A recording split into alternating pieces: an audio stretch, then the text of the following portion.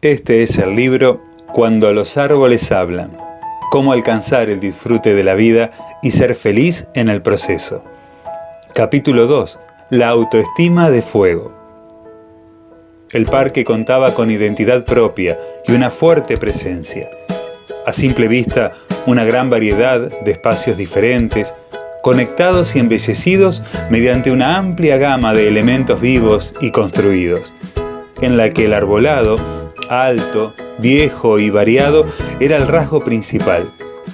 Más de una docena de bellos edificios poblaban las 14 hectáreas que engalanaban al centenario y querido Colegio Ward.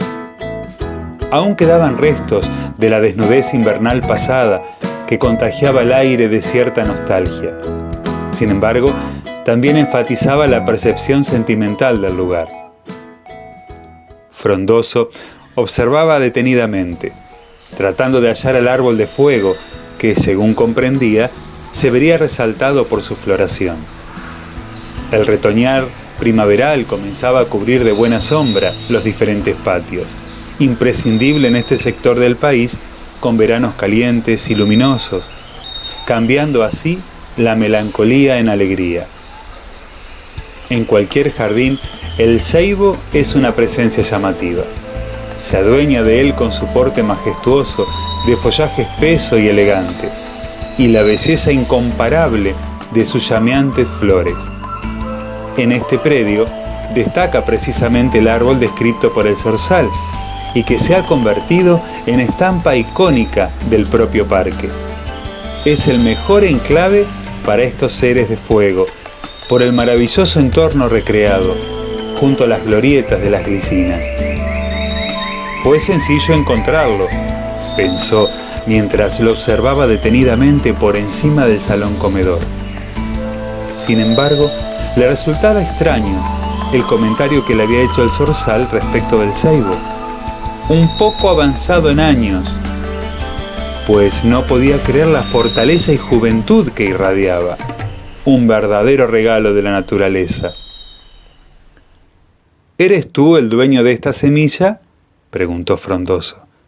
Por supuesto, sonrió el florido árbol. Me llaman Fuego. ¿Acaso te parece extraño que aún pueda producirlas a mi edad? No, claro que no, respondió el roble, tratando de que su sorpresa no entorpeciera el reciente encuentro. Soy un árbol que apenas transita su vejentud, afirmó entusiasta el ceibo. ¿Vejentud? Sí, es el término jovial y optimista que encontré para describir la etapa de mi vida adulta. Joven ya no soy, pero tampoco me considero viejo, aunque la esperanza de vida de nuestra especie alcance los 70 años. Vaya, entonces, ¿qué edad tienes? Apenas 69, rió extravertidamente Fuego. El joven también sonrió. ¿Cómo puedo ayudarte?, preguntó intrigado el anciano árbol. Entonces, en un detallado relato, Frondoso procedió a contarle sobre su encuentro con el ave del paraíso, a medida que le mostraba el puñado de semillas. Observa, por favor, allí, junto a la pequeña huerta. Señaló el ceibo a un viejo árbol de hojas caducas y apenas erguidas. ¿Lo puedes ver? Sí, claro que lo veo. Ese es otro árbol de fuego, como yo, aunque un poco menos longevo. Frondoso lo miró con detenimiento y, asombrado, no podía dejar de comparar ambos árboles. Se percató de que el tronco de aquel árbol estaba totalmente arrugado, mientras que Fuego poseía su corteza tan lisa como en la juventud. Las raíces invasivas de esta especie se veían quebrajadas en el otro árbol por encima del terreno, a diferencia de los jóvenes y fuertes que se observaban las de su anfitrión. ¿Y qué decir de su copa radiantemente verde, que producía una sombra extraordinaria, a tal grado que no crecía una sola hierba debajo de él, donde se respiraba quietud, cobijo y un silencio entre cómplice y consolador? en oposición marcada con las ramas de su vecino, que apenas conservaban algunas hojas amarillentas y permitían así que el avance de la maleza cubriera toda su base. El joven gigante se mostró perplejo. «Parece que un verdadero milagro te ha rejuvenecido. ¿Cómo es posible que te veas tan joven y lleno de vida?» «Siempre recordaré ese día. Me visitó también el ave del paraíso». Comenzaba uno de los peores inviernos que hemos experimentado en el colegio. Mi autoestima se encontraba por el piso. Me sentía más viejo que de costumbre. Hacía tiempo que mi sombra boscosa se había convertido en un puñado de ramas secas. Solo pensaba en descansar y dejar de producir. Adormecido como estaba, sentí el trinar de un bello pájaro azul en el centro de mi tronco. Me dijo que estaba de visita. «¿Por qué visitar a un viejo y moribundo árbol que ya no tiene ni sombra que ofrecer?», le pregunté. Y me respondió feliz: «Uno es tan viejo como su pensamiento se lo impone. Lo que te convierte en anciano no es tu edad, sino tu mente». Entonces conversamos sobre la vida de los árboles a mi edad, y mientras yo solo veía angustia y molestia, él veía ventajas y provechos. Luego me dijo: «A tu edad es cuando más sabiduría y experiencia se tiene, ¿verdad?». Reflexionó sobre las voces que pueden enseñarnos a disfrutar plenamente de la vida, sin importar edad, especie o creencias. Disfruté tanto de la conversación con el pájaro azul que dejé de escuchar por un largo rato el bullicio de los niños en recreo. Hasta el intenso frío me pareció cálido. Al meditar sobre aquellas voces sabias de las que me habló, me dio una nueva perspectiva de la vida. Fue como volver a germinar. Pasé de sentirme ausente a desear estar presente. Entonces me contó sobre una maravillosa leyenda que levantó aún más mi estado de ánimo. «Hubo un tiempo», me confirmó el pájaro azul, «en que una joven india llamada Anaí conocía a todas las aves de la selva, todas las flores y criaturas. Amaba con pasión aquel suelo silvestre que bañaba las aguas oscuras del río Barroso. Anaí cantaba feliz con una voz dulcísima, en tanto callábamos hasta los pájaros para escucharla. Pero un día resonó en la selva un ruido de armas, y hombres extraños de piel blanca aparecieron. La tribu de Anaí se defendió de los invasores. Ella vio caer a sus seres queridos y esto le dio fuerzas para seguir luchando por su amada tierra, hasta que fue cruelmente apresada también. Cuando logró escapar, dando muerte al centinela en la oscuridad de la noche, volvió a ser capturada y juzgada con severidad. Fue atada a un árbol de anchas hojas y a sus pies apilaron leña, a la que dieron fuego. Las llamas subieron rápidamente envolviendo el tronco del árbol y el frágil cuerpo de Anaí, que pareció también una roja llamarada. Ante el asombro de los que contemplaban la escena, Anaí comenzó de pronto a cantar. Era como una invocación a su selva, a su tierra, a la que entregaba su corazón antes de morir. Con los primeros rayos del sol se apagaron las llamas que la envolvían. Entonces los rudos soldados que la habían sentenciado quedaron mudos y paralizados cuando vieron el cuerpo moreno de la indiecita transformarse en un manojo de flores, rojas como las llamas que la envolvieron y hermosas como no había sido nunca la pequeña, adornando el árbol que la había sostenido. ¿Te imaginas cuál era ese árbol?, preguntó el ceibo emocionado. Seguramente se refería a tu especie, ¿verdad? Por supuesto que sí. Así fue como descubrí mi origen y el de mis flores aterciopeladas que iluminan los bosques y jardines de la Mesopotamia argentina. Mis flores encarnan el alma pura y altiva de una raza que ya no existe.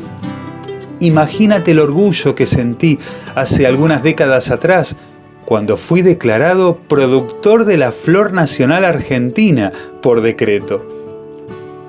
Esta historia, junto con otros sabios consejos, propició mi notable cambio en la manera de percibir la vida.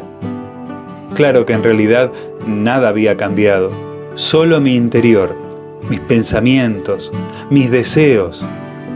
Habían calado muy hondo en mi corazón las enseñanzas de las voces sabias sobre la fuerza de la autoestima. ¿La fuerza de la autoestima?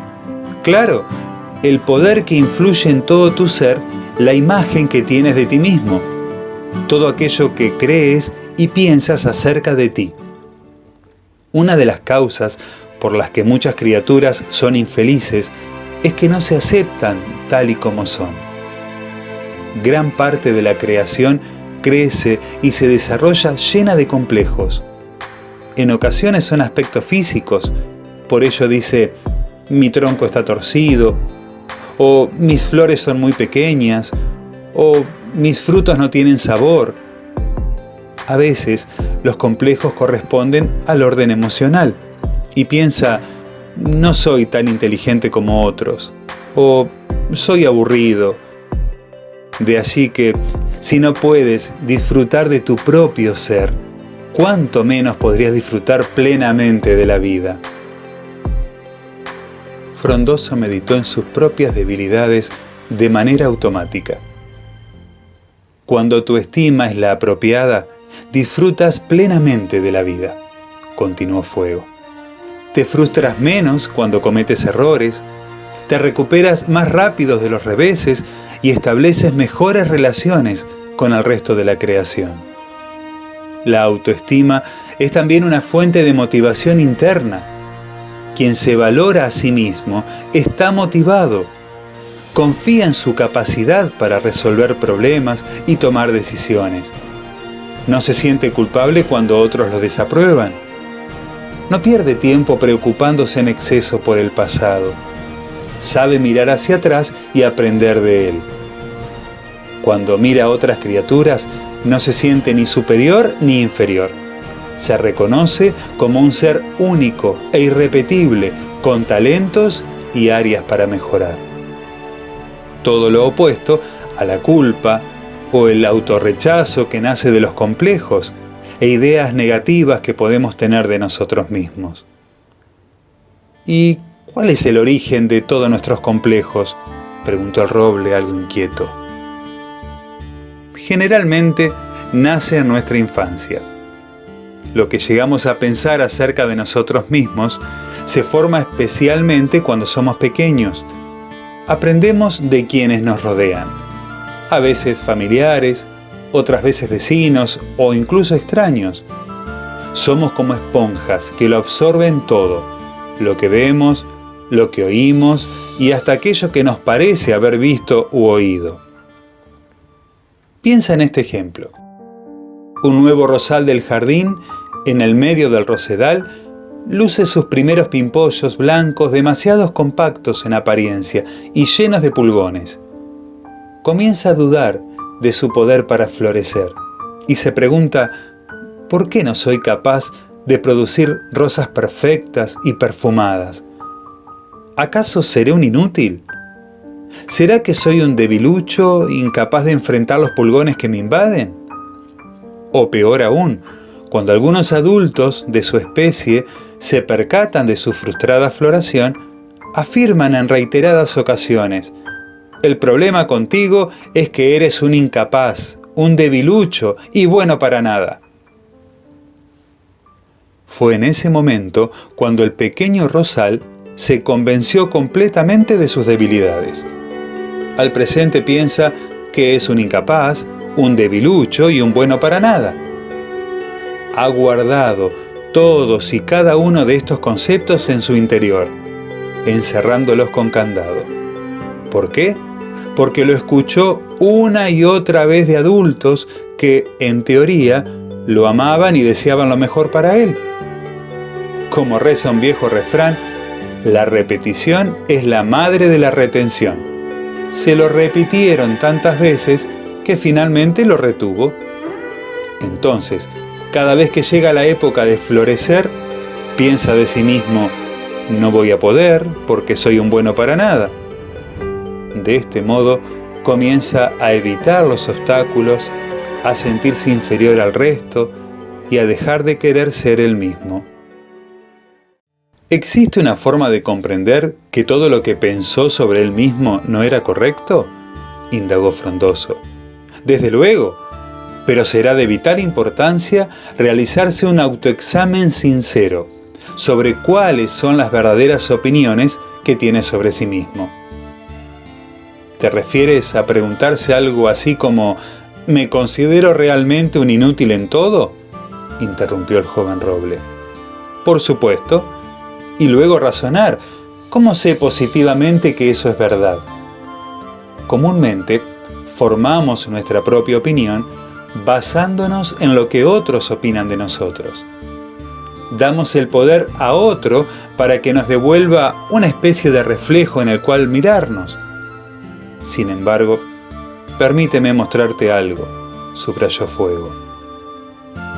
El ceibo le pidió que mirara hacia abajo, a solo unos pasos de allí, en el enorme charco de agua, residuo del último aguacero. Repara, por favor, en la imagen que se refleja en el agua y dime qué ves. El agua se encontraba turbia y se movía un poco, debido a algunas hojas que el viento había depositado en ella. Las imágenes que Frondoso veía estaban distorsionadas. En algunas de ellas se observaba muy pequeño y en otras más grande de lo que realmente era. Precisamente en el momento en que fijaba su vista más de cerca, se introducían 2 palomas torcaza para darse un chapuzón, causando así las risotadas del joven árbol, cuya imagen comenzaba a verse totalmente arrugada y vieja, producto del movimiento del agua en el bache. ¿Cuál de las imágenes que viste te define?, preguntó Fuego. Ninguna. El agua en movimiento nunca podría devolverme una imagen exacta de mí mismo, y menos aún si no está limpia. Exactamente, confirmó el ceibo, optimista por saber que el joven comprendería su ejemplo. Porque tú conoces muy bien cómo te ves en tu apariencia exterior, cada vez que aprecias tu imagen en el agua quieta y cristalina a la luz del sol, ¿verdad? Pero no existe ningún reflejo en toda la naturaleza que te muestre claramente tu imagen interior. En lugar de ello, nos basamos en el reflejo que nos devuelven las demás criaturas. Por lo tanto, si te han dicho que eres un bueno para nada, pensarás que eso es lo que eres. Y si te dicen que no eres capaz de resolver problemas o de ser exitoso, eso mismo creerás. Especialmente si estas afirmaciones negativas se producen cuando todavía se están formando tu carácter y creencias.